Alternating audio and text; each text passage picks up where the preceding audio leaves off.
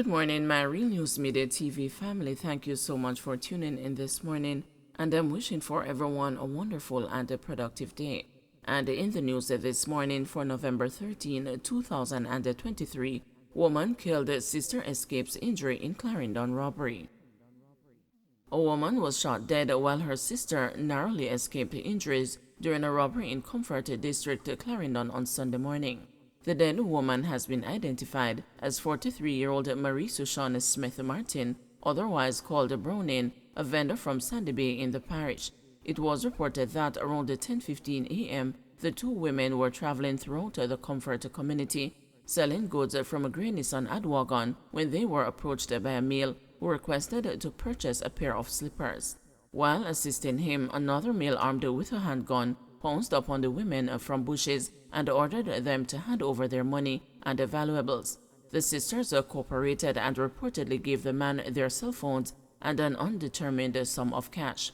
Subsequent to robbing them, the gunman ordered the victims into the bushes, which they refused.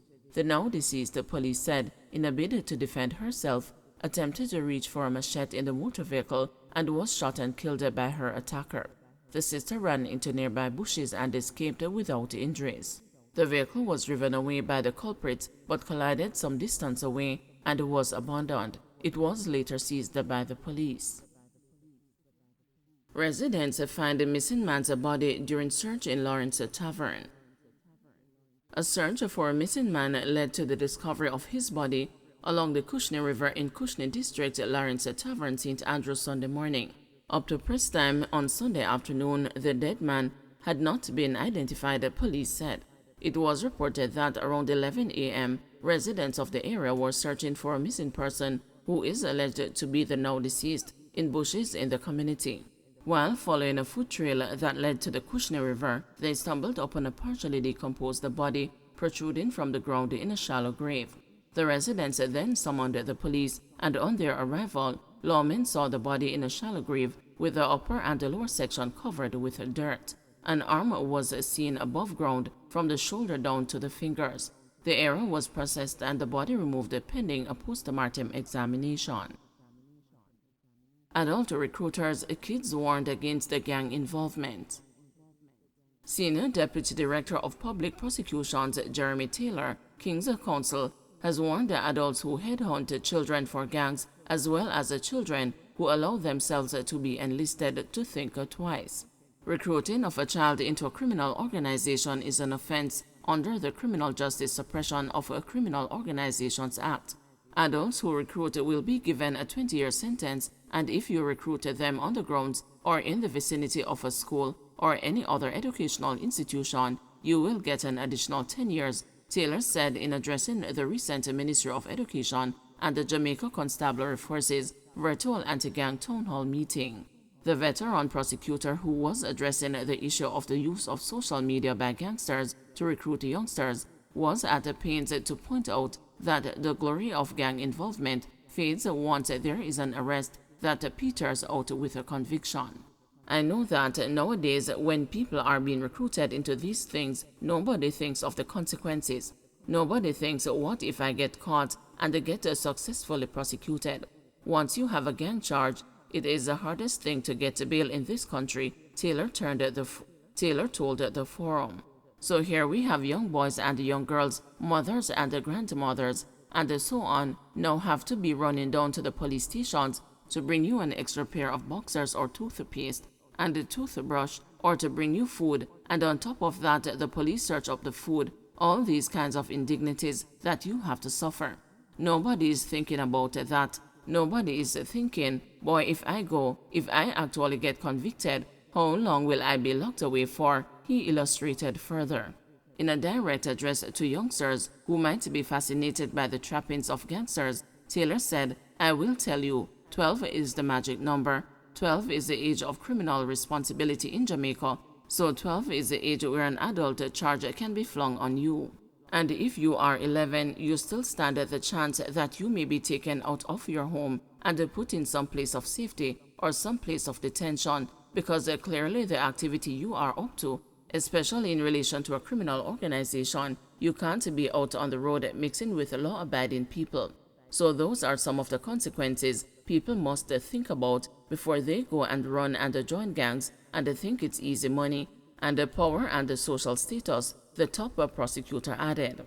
Deputy Superintendent of Police Carl Berry, who also chairs the National Online Child Protection Committee, in commenting on the issue, said the gang members who have unrestricted access to internet use and abuse social media platforms through recruitment activities and advertisements under the guise of dances, stage shows, and other money-making enterprises. Recruitment occurs in schools but also occurs on social media and impacts schools, Berry said. Director of the Safety and Security in Schools Unit of the Ministry of Education, Richard Troop, responding to the concerns, said the data of the Safety and the Security in Schools Unit show that schools that are located in volatile communities are extremely vulnerable to persons aligned to gangs. It is very important in response that schools understand that beyond the teaching and learning, beyond the subjects, if we learned anything from COVID, it is that technology will always be a part of us. For 2 years, we relied on technology to support the continuity of traditional learning when we were not engaging students face-to-face. We are back to school. I think schools have to reflect on their telephone policies because we have to find a way to teach our children how to use the cell phones, Troop said. In arguing that banning technology use in schools cannot be the solution, Troop said until we help our children to effectively use technology, they will always be victims of misusing technology because they post the things online that they should not, and it makes them vulnerable to all manner of evil. So it comes with a recognition that we have to revisit the issue of the use of technology in schools and how do we teach our boys and girls to utilize such tools for the continuity of learning. St. Anne woman pleads guilty to 2013 murder. 35-year-old Diana Pinnock of Epworth, St. Anne, is to be sentenced in the St. Anne Parish Court on November 16 after pleading guilty to the November 2013 murder of retired postmistress 63-year-old Nathalie Hamilton in Beechertown, St. Anne. Pinnock also pleaded guilty to the charge of child stealing after Hamilton's 6-week-old grandchild was snatched from her before she was stabbed several times and left for dead at her home that night. The baby was later found alive in a bag in Boham Spring near Exchange in St. Anne. Pinnock was subsequently detained by the police and charged a week later with murder, abduction, and burglary. Information reaching the news is that she has already served 3 years for the lesser charge of burglary and has been out on bail on the other charges. After the November 11, 2013 murder and abduction in Beechertown, the police had revealed that Pinnock was charged earlier that year for a similar case of abduction involving a 1-week-old baby in St. Mary. That baby was found 2 days later in Ocho Rios. The Beechertown case has been called up several times over the years and put off. On October 30, 2023, when the case was again called up, Pinnock was bound over to return to court the following day. Members of Hamilton's family, who gathered inside the courtroom the next morning, were relieved when Pinnock, who was 25 at the time of the incident, pleaded guilty to the charges of murder and child stealing. She will be sentenced next Thursday. The family feels that although justice was delayed, it was not denied, a sister of the deceased told the news. It brought back every feeling to us. We felt like it had just happened and some of us cried. Hamilton's murder sent shockwaves across the parish and even overseas, as she was a well-known figure who served as a postmistress in Beechertown for many years. She was also a Baptist deaconess and the mother of popular Ocho Rios figure Stacey Ellis, also known as Shaba, whose baby was the victim. Counsel for the Beechertown Division, Ian Bell, at the time called for the death penalty for murderers in light of the incident. Faye Grossier, president of the overseas-based Beechertown Give Back Association, expressed their condolences to the family shortly after the incident.